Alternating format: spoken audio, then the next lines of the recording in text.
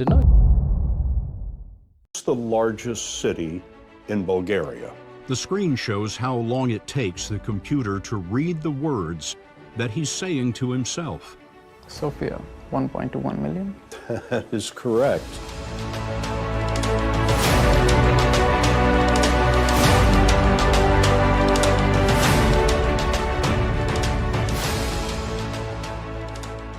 አርናቭ ካፑር የሚባል የኤምአይቲ ተማሪ ነው። ምን ሰራ? አንድ ማሽን ሰራ። ማሽኑ ምንድነው የሚያደርገው? ኢንተርኔት ነው ሰርች የሚያደርገው። አሁን በሞባይል እንጎረጉራለን አይደል? በኪቦርድ የተለያዩ ነገሮች ሰርች እናደርጋለን።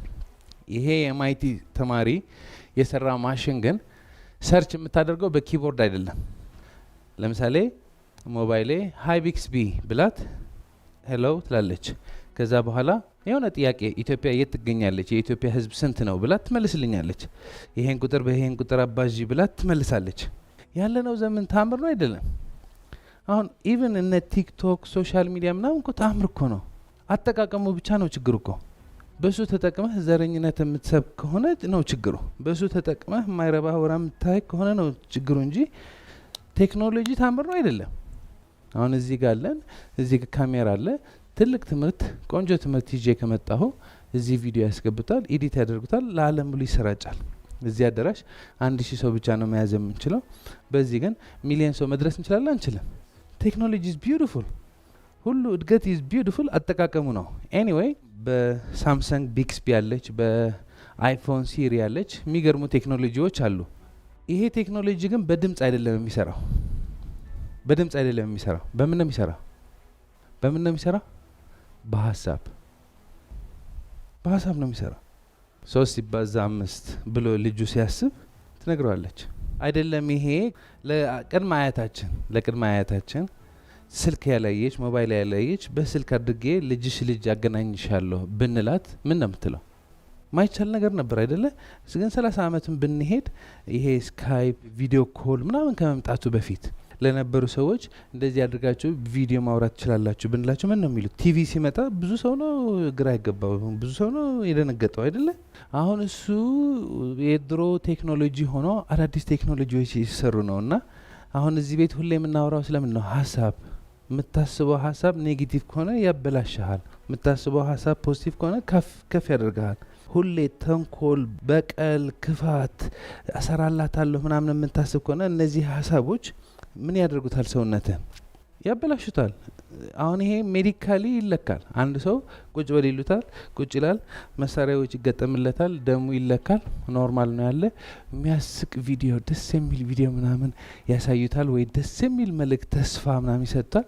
ደሙ የሆኑ ኬሚካሎች ይለቃል። ሀሳብ አለ፣ ስሜት አለ። ሀሳብ በአእምሮ ነው የሚሰራው። ስሜት ሰውነታችን ነው ኬሚካል የሚለቀው። እነዛ ኬሚካሎች በሽታ ካለ ያጠፉታል።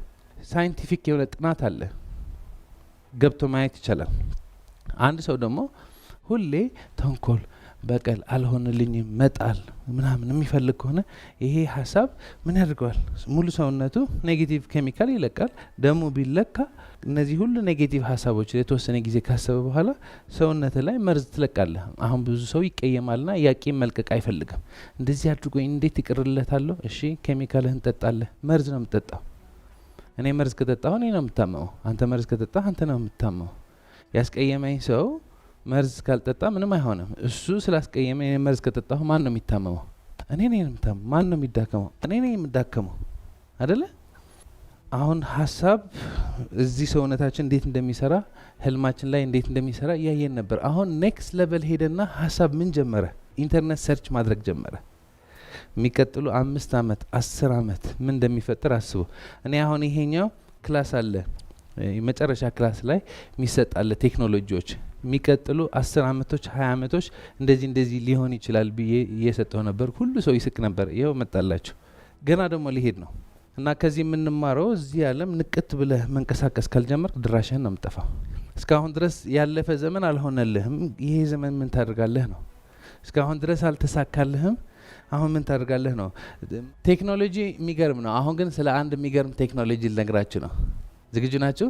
አሁን ብዙ አይነት ኮምፒውተሮች ነው ያሉ። አሁንም ነግራችሁ ኮምፒውተር ምን ይባላል? ታይታን ሱፐር ኮምፒውተር ይባላል። ታይታን ሱፐር ኮምፒውተር በጣም ትልቅ ነው። ይሄ የዚህ ሲኔማ አንድ ሮው ሙሉ መሸፈንና መያዝ የሚችል ሂውጅ የሆነ ሱፐር ኮምፒውተር ነው ታይታን ሱፐር ኮምፒውተር።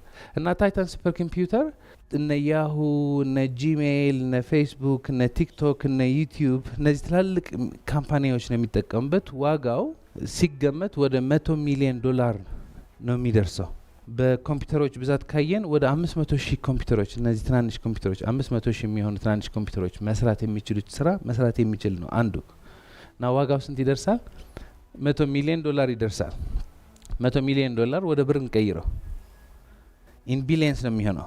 አሁን ጥሩ ዜና ይዤላችሁ ነው የመጣው። አንድ በቢሊዮን ዋጋ ያለው ኮምፒውተር አለ። ይሄ በቢሊዮን ዋጋ ያለው ኮምፒውተር አንድ ቦታ ብትሄዱ ገንዘብ አስከፍለው ሳይሆን ምን ያደርጋሉ? በነጻ ይሰጣሉ። ይሄ በቢሊዮን ዋጋ ያለው ኮምፒውተር በነጻ የሚሰጡ ግን አንድ ጥያቄ ብቻ ነው የሚጠይቋቸው። ጥያቄ ምንድነው? ይሄ በቢሊዮን ዋጋ ያለው ኮምፒውተር እንሰጣለን፣ ግን ይሄ በቢሊዮን ዋጋ ያለው ኮምፒውተር ከሰጠን ምን ታደርግበታለህ? ይዘው ነው የምትቀመጠው? ቲክቶክ ነው የምትገረግሩበት? ወይስ ትሰራበታለህ? ወይስ አገርህን ትቀይርበታለህ? ብሎ ይጠይቃሉ። እና መልስ ላለው ሰው ይሰጣል። ይሄ በቢሊዮን ዋጋ ያለው ኮምፒውተር በነጻ የሚሰጥበት ሀገር በአሜሪካ፣ በካናዳ፣ በዩሮፕ፣ በኤዥያ፣ በራሻ፣ በአውስትራሊያ፣ በዩናይትድ አረብ ኤሚሬትስ፣ በዱባይ ሳይሆን በምን ውስጥ ነው? በአፍሪካ ውስጥ ነው። በአፍሪካ የሚገኘው በኬንያ፣ በግብጽ፣ በደቡብ አፍሪካ፣ በናይጄሪያ ሳይሆን በምን የምትባል ሀገር ነው? በኢትዮጵያ። ኢትዮጵያ ምን የምትባል ከተማ? አዲስ አበባ። አዲስ አበባ ምን የሚባል ሰፈር? 22 ምን የሚባል ህንጻ? ባታ ስንተኛ ፎቅ? የቱ ጋ ነው? ምንስ ይባላል? the human brain የሰው አንጎል። የሰው ልጆች ሙሉ ትኩረታችን ወደ ውጪ ስለሆነ ወደ ውስጥ አንመለከትም። ዛስ ትልቁ ኢሹአችን እሱ ነው። ይሲ መለስ ብለን ወደ ራሳችን ስንመለስ አንጎላችን ብቻ ሳይሆን እዚህ ያለ ሲስተም is just marvelous እያንዳንዱ አሰራራችን is marvelous። እኔ ውሃ ከጠጣሁ ያ ውሃ ማን ይሆናል? ዳዊት ይሆናል። ዳንኤል ውሃ ከጠጣ ያ ውሃ ማን ይሆናል? ዳንኤል ይሆናል። ውሃው ነው ስማርት ወይስ እዚህ ያለ አሰራር ነው ስማርት? እዚህ ጋር የሚገርም ስትራክቸር አለ፣ ግን አክሰስ የለንም። ከላይ ነው እና ወደ ውስጥ መለስ ብለን አንመለከትም። ኮምፒውተር ስትሄዱ የካምፓኒ ኮምፒውተር ከሆነ ሌቨሎች አሉ። አድሚን የሚባል ዩዘር ካለ የምታየው ሁሉ ነገር ነው። ዩዘር የሚባል ዩዘር ካለ የምታየው የተወሰነ፣ ጌስት የሚል ዩዘር ካለ የምትጠቀመው በጣም ውስን ነው። የሰው ልጆች በራሳችን ሲስተም ጌስት ነን። አድሚን ፕሪቪሌጅስ የለንም። ለምን?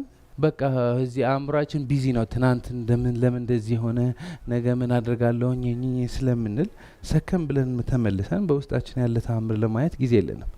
ግን ሰከም ብለን ተአምራችን ወደ ውስጥ ብንመለስ the miracle is here። እኛ የምንፈልገው ያለን ውጪ ያለው የት ነው? ውስጥ። የሰው ልጆች ትኩረታችን ውጪ ከሆነ ማለት ነው ውጪው ይቆጣጠረናል። ውጪ ከሌለ የለም ስሜት ይሰማናል። ውጪ አይቻልም ካሉን ማይቻል ይመስለናል። ውስጥ ካልገነባ ነው ሁሌ የውጭ መጫወቻ ነው የምንሆነው። አብዛኛው ሰው ከውጭ ወደ ውስጥ ነው የሚኖረው። ከውጭ ወደ ውስጥ የምትኖር ከሆነ የውጭው ዓለም መጫወቻ ነው የምትሆነው። ውስጥ ሰከም ብለህ ስትገነባው እና ከውስጥ ወደ ውጭ መኖር ስትጀምር ግን የውጭው ዓለም ያምጣ መቀየር ይቻላል። ምክንያቱ ፈጣሪ በህይወት ዘመናችን ሙሉ ከምንጠቀምበት በላይ ድንቅ አቅምና ችሎታ ሰጥቶናል። ከሰጠን አንዱ አንጎላችን ነው። የሰው አንጎል የተሰራው በምንድን ነው? በኒውረንስ። ኒውረንስ በአይን ይታያሉ? ኒውረንስ በአይን አይታዩም። በምን ነው የሚታዩ? በማይክሮስኮፕ። ሳይንቲስት አንድ ኒውረን ወስዶ በማይክሮስኮፕ ሲያዩት ሲፈትሹት በውስጡ ምን አለ ነው ያሉት? አንድ ኒውረን ማለት አንድ ፋብሪካ ነው አሉ። ምክንያቱም በኒውረን ውስጥ ምን አለ? ፋብሪካ አለ። የምን ፋብሪካ? የወረቀት ፋብሪካ አይደለም። የጨርቃ ጨርቅ ፋብሪካ አይደለም። የህይወት ፋብሪካ። በኒውረን ውስጥ የህይወት ፋብሪካ አለ ማለት እኛ ማጂክና አይደለንም፣ ታምርና አይደለንም። እያንዳንዷ ነገራችን አሁን የሰው ልጆች ያለን አናመሰግንም። ባለፈ ዱባይ ሄደን ነበር። ዱባይ ሆኖ ብዙ ነገር ተመቻችቶለት የሚያማርር ሰው አለ። እዚህ ብታደርገው ያማራል፣ ዱባይ ብትወስደው ያማራል። ምክንያቱ ሰው ያለው አይደለም የሚያመሰግነው፣ ያለውን የሚያማረው። ብትጨምርለት የተወሰነ ጊዜ ደስ ይለዋል፣ ከዛ ደግሞ ያማራል። ስለዚህ ማመስገን ስንጀምር ከምን ነው የምንጀምረው? ከመኪናችን ሳይሆን ማመስገን የምንጀምረው ከምንድን ነው? በአፍንጫችን ትንፋሽ አለ፣ ኒውሮን አለ። ይሄ ኒውሮን ያንቀሳቅሳል። ያው ነገር በወረውሩበት ትከላከላለህ። እኔ ሳወራ ትሰሙኛላችሁ። ይሄ ድምፅ አይያዝም፣ አይጨበጥም፣ ግን ጆሮአችሁ ውስጥ ይገባልና የሆነ ትርጓሜ ያገኛል። ታምር ነው አይደለም? ዋይፋይ ያለን ቤታችን ነው የምንለው፣ ግን እኛ ኦልሬዲ ዋይፋይ ነን። ዋይፋይ ሬሲቨር አለን፣ ዋይፋይ ሰንደር አለን። አይናችን ነገሮች ያያል። አሁን አንተ ሳይ አይኔ ክባችን የምታክል ናት። ወደ አእምሮዬ ስትገባ፣ ወደ ሬቲናዬ ስትገባ ሚሊሜትር አትሞላ፣ ግን ሳይ እንደ ሙሉ ሰው ነው ማየ። ለምን? እንደሱ ነው የሚሰራው። አሰራራችን ሁላችን ታምር ነን። ይሄ መለስ ብለን አናይ፣ ምክንያቱ ወቅታዊ ጉዳዮች ቢዚ አድርገውናል። የሆኑ ነገሮች እያሰቃዩን ናቸው። የሰው ልጆች ኒውሮን ካለን ምን አለን? ፋብሪካ አለን። አንድ ሰው ፋብሪካ ቢኖረው ፋብሪካው ባይጠቀምበት መንገድ ላይ ወጥቶ ቢያለቅስ ምን ምንለው? ሰውየው ፋብሪካ አለ አይደል? ለምን ፋብሪካ ማትጠቀምበት? ለምን ፋብሪካ ህይወትህ ማትቀይርበት? ለምን ፋብሪካ በአገርህ ታሪክ ማትሰራበት ነው ምንለው? አሁን ሌላ ሰው መምከር ቀላል ነው፣ ግን ወደ ማን መለስ? ወደ ራሳችን። ምን አለን? እያንዳንዳችን ምን አለን? ፋብሪካ አለን። አጠገባቸው ያለ ሰው ብም አሉና ሰውየው ፋብሪካ አለ። ስለዚህ ጠዋት ተነስተን በአፍንጫ ትንፋሽ ስላለ ተመስገን፣ ፋብሪካ ስላለኝ ተመስገን። እንደሱ ይሻላል ወይስ እኔ እኮ ምንም የለኝም ሁሉ የሞከርኩት ተሳካም ምንም ብማር ምንም የትኛው ይሻላል? እያለቃቀስ ከጀመርክ የምታለቃቅስበት ይጨምርልሃል። በምስጋና ከጀመርክ በረከት ይጨምርልሃል። ይሄ ደግሞ ማጋነን አይደለም። ሀሳብ ምንድን ነው? የሰው ልጆች እኮ ነው የማሰብ ክህሎት የተሰጠን። ኒውረን የሚባል አንድ ኒውረን አይደለም ያለን፣ 100 ኒውረን አይደለም ያለን፣ ሚሊዮን ኒውረን አይደለም ያለን፣ ቢሊዮን ኒውረን አይደለም ያለን፣ 10 ቢሊዮን ኒውረን አይደለም ያለን፣ 100 ቢሊዮን ኒውረኖች ነው ያሉ። ይሄ ለሰው ብቻ የተሰጠ ነው። ይሄን ያክል ክህሎት የተሰጠው ማን ብቻ ነው? እኛ ብቻ ነን። ለሌላ ማንም እንስሳ አልተሰጣቸው። ድመት፣ ውሻ አይታችኋል? የሚጨነቁ ምንድን ነው? ምግብ። ድመት፣ ውሻ፣ ሁሉም እንስሳ፣ አንበሳ፣ ኤኒ እንስሳ የሚጨነቀው እስከመቼ ድረስ ነው? የትኛው አንበሳ ነው መኪና ካልገዛኸው ብሎ ሲጨነቅ ያያችሁ? የትኛው ቤታችሁ ያለ ስማርት ውሻ ነው አለባበሴ አያምርም ወይ ደግሞ ኮሮና መጥተዋልና ማስክ ላድርግ ብሎ ሲጨነቅ ያያችሁ? ይሄ አቅም አልተሰጣቸውም። ዝናብ አለ አይደል? አሁን ዝናብ ሲሆን ሰው ያስባል። ዛሬ ሲዘንብ ነገም ሊዘንብ ይችላልና ቤት ያስፈልገኛል ብሎ ያስባል። ድመት፣ ውሻ ሲዘንብ ሽልክ ብሎ መኪና ካለች መኪና ስር ይገባሉ። የሆነ እኮ ይሰቃያሉ እኮ።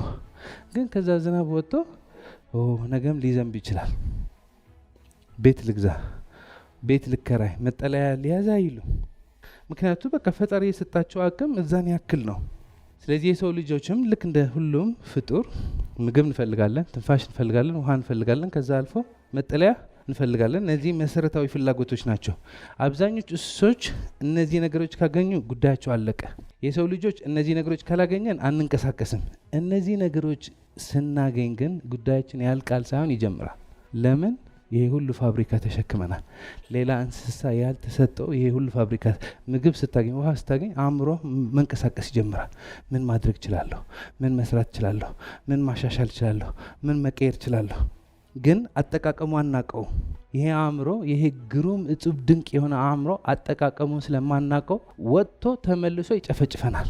ይህ አእምሮ በመጠቀም አሁን ካለንበት የተሻለ ደረጃ ከመድረስ ይልቅ አሁን ካለንበት ወደሚቻለው ከመሄድ ይልቅ የራሳችን አእምሮ ይመጣልና ይተቸናል።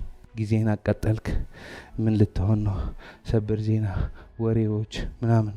የሰው ልጆች የምንቸገሩ ያለን ሌላ ነገር አይደለም፣ የራሳችን ቅዱስ ስጦታ። እሺ ያሰብከው ፕሮጀክት አልተሳካም። ለምን ያሰብከው ፕሮጀክት ያልተሳካ? ፕሮጀክት ሀሳብ ነው፣ ከነዚህ የሚፈልቅ ከኛ የሚፈልቅ ነው አይደለ? ለምሳሌ ደረጃ እናስቀምጥ። አንድ ፕሮጀክት ለማሳካት 10 ደረጃዎች አሉ እንበል። አሁን አንተ ማሳካት የፈለግከው ፕሮጀክት መሳካት የሚችለው በደረጃ 7 ያሉ ሀሳቦች ካሰብክ ነው። አሁን ይሄ ሁሉ ግሩም አእምሮ ከተጠቀምክበት በደረጃ 7 ሳይሆን በደረጃ 10 ማሰብ ትችላለህ። ግን በቃ በዚህ ቲክቶክ ሀሳብ ይወስድብሃል፣ በዚህ ነገ ቤት ኪራይ ያለ ሀሳብ ይወስድብሃል፣ በዚህ የሆነ ነገር ሀሳብ ይወስድብሃል፣ ሀሳብህ ተበታትነዋል። ስለዚህ ለፕሮጀክቱ በደረጃ 7 ሳይሆን በደረጃ 2 ታስባለህ። በጣም ከጎበዝ በደረጃ 3 ታስባለህ እና ሄደህ ስታቀርብ አይቀበሉህም። ለምን? እነሱ የሚጠብቁት ደረጃ 7 ነው፣ አንተ ያቀረብከው ደረጃ 2 እና 3 ነው። አሁን ምንድን ማለት ያለብህ? ይሄ ሁሉ ግሩም አቅም ተጠቅሜ፣ ይሄ አቅም በመጠቀም ሰዎች ሄሊኮፕተር ከሰሩ፣ ይሄ አቅም ተጠቅሞ ሰዎች ህይወታቸው ከቀየሩ፣ ይሄ አቅም ተጠቅሞ አገር ከቀየሩ፣ እኔም ሀሳቤ ከፍ በማድረግ የሚጠበቅብኝ ሀሳብ ስራ በመስራት ፕሮጀክቱ አሸንፋለሁ ነው ማሰብ ያለብን። ሰው ግን ምን ነው የሚያደርገው? ደረጃ 2-3 ሀሳብ ያስባል፣ አይቀበሉትም፣ አይሳካም። ከዛ ቁጭ ብሎ ሀሜት ይገባል። እነዚህ ሌቦች ለዘመዳቸው ፈልገውት እኮ ነው፣ በብሔር ጠልተውኝ ነው፣ እንደዚህ ባያደርጉኝ ኖሮ። አሁንም ይህም ሀሳብ ነው። ልጅነት ችግር አጋጠመ ሆኗል። አሁን ተመልሰን አንቀይረው። እዚህ ነው ያለው። እዚህ ሆነህ ምን ያጋጠመ ችግር አስለፈለፈ? ሆኗል። ደስ አይልም ግን ሆኗል። የሆነው ሆኗል። ይቀየራል? አይቀየርም። እዚህ ነው ያለው። እዚህ ሁኜ ያጋጠሙኝ ችግሮች የለዩኝ በብሔሬ ምናምን ላስብ ወይስ ደረጃ 7 አስቤ ፕሮጀክቱ ላሳካ? እስካሁን ድረስ አልተሳካ ማለት አሁን አይሳካ ማለት ነው አይደለም። አሁን የሚሳካበት መንገድ ማሰብ ከጀመርኩ መሳካት ይችላል አይችልም? ስለዚህ ትኩረት ማድረግ ያለብኝ ፕሮጀክቱ የሚሳካበት ነው ወይስ እኔ ፕሮጀክቱ ለማሳካት ምን ያክል ነው ሞከርኩ፣ ልጅነቴ ሌላ ሰዎች ምን አደረጉኝ ማልቀስ ነው? የትኛው ነው የሚጠቅመኝ? የሰው ልጆች ትልቁ ችግራችን ውጪው የሚመጣ ችግር ሳይሆን ውስጥ እንዴት ኮኦርዲኔት እንደምናደርገው አናቅም። ሀሳባችን እንዴት እንደምንጠቀምበት አናቅም። ሀሳቤ እዚህ አምጥቼ ፊት ለፊት ፕሮጀክቱ ፊት ለፊት ካጋጠምኩት በመጀመሪያ ባይሳካልኝ ስቆይበት የሚሳካበት መንገድ ማግኘቴ አይቀርም። ያስማማናል አይስማማንም? ግን ይህ ሀሳብ እንዴት እንደምንጠቀምበት አናቅም። ስለዚህ ሙሉ ቀን ምን ነው የምናስበው? እንደዚህ ባያደርጉኝ ኖሮ፣ እንደዚህ ባይሆን ኖሮ፣ እንደዚህ ባይሆን ኖሮ፣ እንደዚህ ቢሆንስ፣ እረ እኔ ደከመኝ ምናምን። ኦኬ አስብ፣ መብትህ ነው። የመንግስት ችግር መቁጠር መብትህ ነው። እነዚህ ነገሮች ግን ህይወት አይቀይሩም። ችግሩ ፊት ለፊት ካለ ችግር ሳይሆን ችግሩ እኛ በምን ደረጃ ነው የምናስበው? የኔ ሀሳብ ደረጃዎች በምን ደረጃ ናቸው? እንዴት አድርጌ ነው ደረጃዎቹ ከፍ ማድረግ የምችለው? አሁን ራሴ በደንብ አድርጌ ስገነባው፣ ይሄ ስጋዊ አካል በደንብ አድርጌ ስገነባው ጤንነት ነው። ስለዚህ ተነስቶ መታ ያደርጋል። አእምሮዬ በደንብ አድርጌ ስገነባው ግሩም የሆነ ሀሳቦች ያወጣል። ትኩረት መስጠት ያለብን ይሄ ሰውዬ ነው። ይሄ ሰውዬ ስትገነባው ከፍ ባለ ደረጃ ስትገነባው በደረጃ 7 ሳይሆን በደረጃ 10 ሀሳብ ያመነጫል። ሰዎች በደረጃ 7 እየጠበቁ የደረጃ 10 የሆነ ፕሮጀክት አዘጋጅተህ ከሄድክ አንተን መከልከል አቅም አይኖራቸውም። ራስህን ካልከለከልክ ማንም አይከለክልህም። ራስህን ከረዳህ የማንም እርዳታ አያስፈልግም። ግን ማሰብ አትፈልግም። እዚህ ጋር ቁጭ ብለህ ቲክቶክ ማየት ነው የምትፈልገው። እዚህ ጋር ቁጭ ብለህ ሀሜት ነው የምትፈልገው። እዚህ ጋር ቁጭ ብለህ ቲቪ ማየት ነው የምትፈልገው። እዚህ ጋር ቁጭ ብለህ ስለ ትናንት ማሰብ ነው የምትፈልገው። እዚህ ጋር ቁጭ ብለህ ስለ ነገ መጨነቅ ነው የምትፈልገው።